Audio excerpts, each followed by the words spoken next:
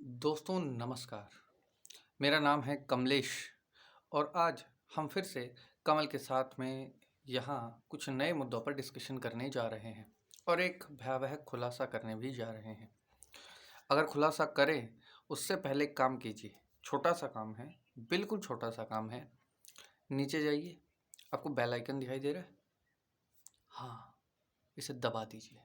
रूस और यूक्रेन से संबंधित इस मुद्दे पर हम डिस्कशन करने जा रहे हैं, लेकिन इस डिस्कशन से पहले प्लीज़ मेरी हाथ जोड़कर विनती है, बेल आइकन दबा दीजिए ताकि हमें आपका सपोर्ट मिलता रहे।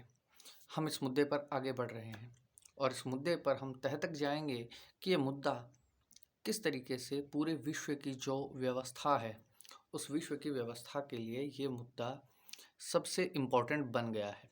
देखिए, होता क्या है, ट्रम्प के बाद अमेरिका के राष्ट्रपति बनते हैं जो बाइडन, और जो बाइडन जो है वो यूक्रेन के साथ एक पिचअप करते हैं।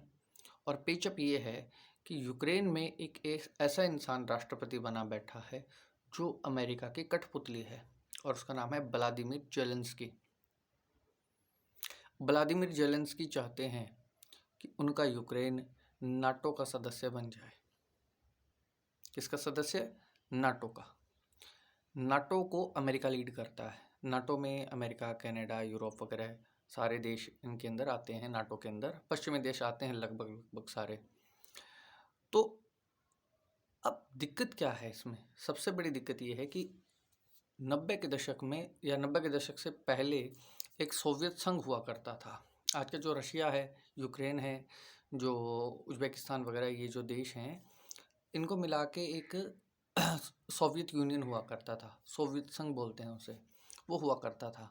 और जब उसमें विघटन हो गया, ये अमेरिका स्पॉन्सर्ड विघटन था, और इस विघटन के बाद में कई देश अलग अलग हो गए। लगभग 1 दर्जन देश जो थे वो अलग हो गए। सोवियत संघ में जो सबसे बड़ा देश है रशिया, अब रशिया की जिम्मेदारी ये है कि वो सोवियत का जो ज़माना था, यानी उस ज़माने के अंदर सोवियत संघ जितना बड़ा था, अब फिर से सोवियत संघ को उतना ही बड़ा किया जाए। इसी लिहाज से उसने ये किया, रशिया ने जितने भी सोवियत संघ के पुराने देश थे, यानी सोवियत संघ के जितने टुकड़े हुए थे, उनको इकट्ठा करना शुरू किया।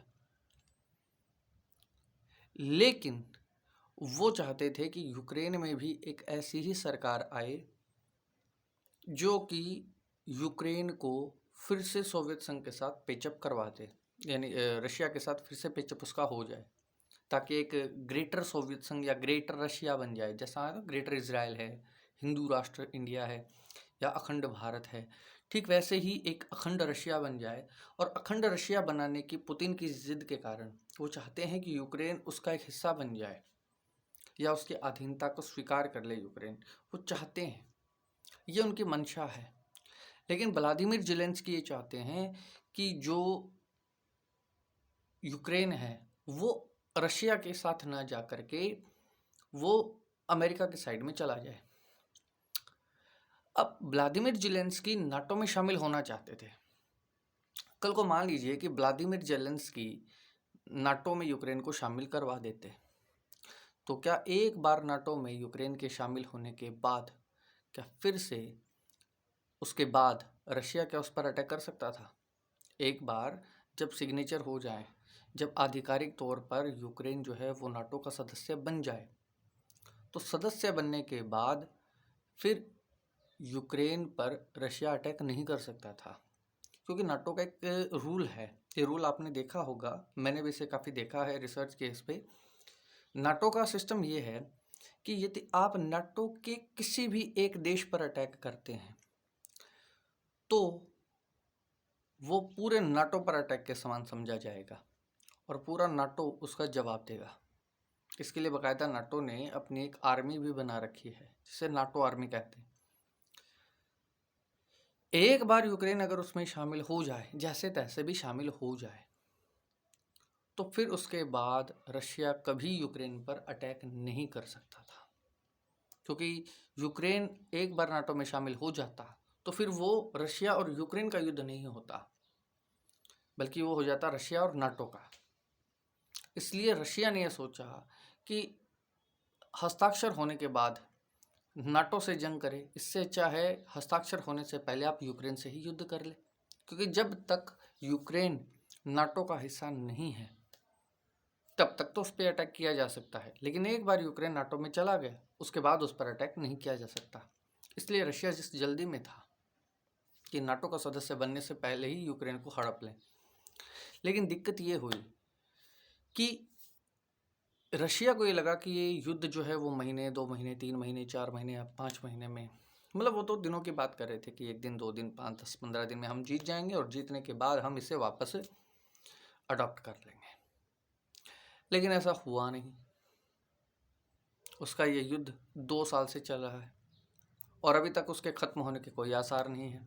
लेकिन इस कारण से रशिया के बहुत सारा धन और बहुत सारी पूंजी बर्बाद हुई है।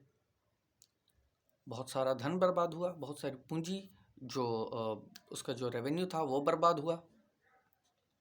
इसके अलावा मैन पावर में कमी आई, आर्मी में काफ़ी जो लोग थे वो शहीद हुए, ऊपर से पॉपुलेशन कम है उसकी, तो दिक्कत तो बहुत बड़ी थी। रशिया के पास रिसोर्स तो बहुत थे, लेकिन उन रिसोर्स को यूज में लेने के लिए मैन पावर नहीं है, यानी पॉपुलेशन नहीं है वहाँ पे, इतनी जनसंख्या नहीं है। इसलिए ये बहुत बड़ी दिक्कत रशिया को महसूस हुई कि अगर आज पॉपुलेशन होती तो बहुत काम आती। दूसरी तरफ इजराइल और हमास के बीच में युद्ध चल रहा है। इजराइल और हमास के बारे में आप जानते ही अच्छी तरह कि हमास ने किस तरीके से इजराइल पर अटैक किया था और अटैक करने के बाद इजराइल ने कैसे उस पर रिस्पॉन्स किया। दुनिया में युद्ध के ये 2 मोर्चे खुले हुए हैं, 2 मोर्चे जो हैं फिलहाल चल रहे हैं। अजरबैजान और आर्मेनिया का तीसरा मोर्चा है। अजरबैजान और आर्मेनिया इनका तीसरा मोर्चा है। फिलहाल युद्ध के 3 मोर्चे तो चले हुए हैं, इनके फिलहाल कोई आसार नज़र नहीं आ रहे कि ये कब तक चलेगा। लेकिन लोचा यही है। आपने वो बेल आइकन दबा दिया था क्या? दबा दिया? ठीक है, आगे सुनिए। पहले दबा दो फिर मैं बताता हूँ। हाँ तो भाई सब्सक्राइब जरूर कर लीजिएगा, शेयर कीजिएगा, सब्सक्राइब भी कीजिएगा, कमेंट कीजिएगा, सपोर्ट कीजिएगा। हमें आपकी हेल्प की आवश्यकता है, आपके प्रेम की आवश्यकता है। ठीक है, आगे चलते हैं। हाँ तो मैं कहाँ था? मैं यहाँ था कि आर्मेनिया और अजरबैजान का युद्ध चल रहा है, इजराइल हमास का चला है, रशिया यूक्रेन का चला है। 3 मोर्चे तो खुले हुए हैं। इसके पहले की वीडियो मैंने कहा था कि चौथा मोर्चा भी चलेगा, और वो चौथा मोर्चा होगा भारत और चीन के बीच में। अब लोचा ये है, आपको पता होगा कि भारत फिलहाल रशिया के खेमे में शामिल होने जा रहा है। अगर नहीं तो मैं आपको बता देता हूँ। अभी कुछ दिन पहले भारत के विदेश मंत्री एस जयशंकर रशिया गए।